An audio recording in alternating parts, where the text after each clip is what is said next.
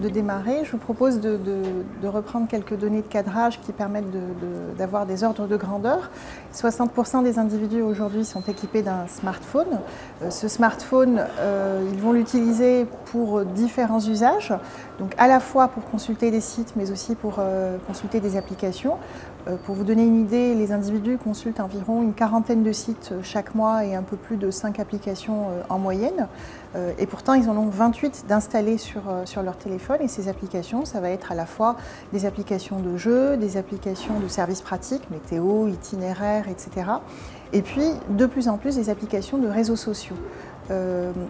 En revanche, il faut quand même noter qu'il y a une différence entre l'installation, l'utilisation et la désinstallation. Ce qu'on a constaté, c'est qu'il y a une volatilité des applications sur les smartphones, dans le sens où on va installer très facilement certaines applications, mais les désinstaller tout aussi facilement. C'est typiquement le cas des applications de jeux, par exemple.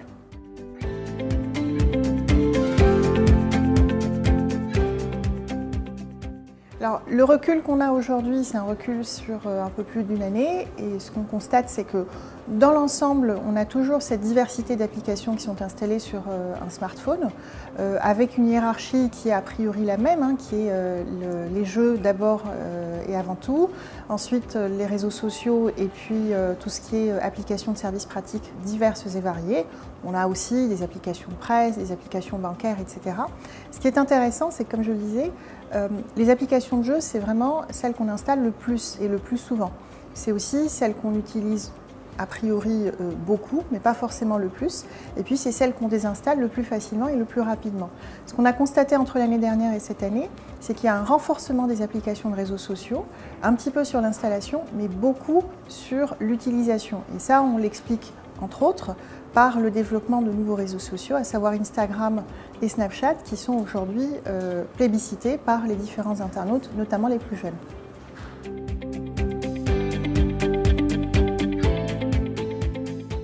L'enjeu pour les marques, c'est de perdurer sur le smartphone de l'utilisateur. Il ne faut pas oublier que le smartphone, c'est le téléphone, l'outil que l'utilisateur va garder sur lui tout au long de la journée. Donc c'est vraiment le point de contact direct avec l'utilisateur, avec le consommateur. Donc l'enjeu pour les marques, c'est de perdurer et d'échapper à cette volatilité.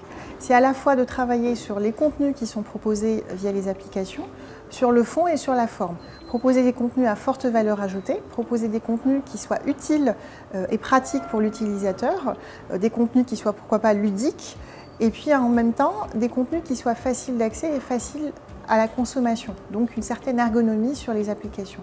C'est là où la marque va pouvoir créer de la fidélité et faire en sorte que l'utilisateur continue d'utiliser son application sur la durée.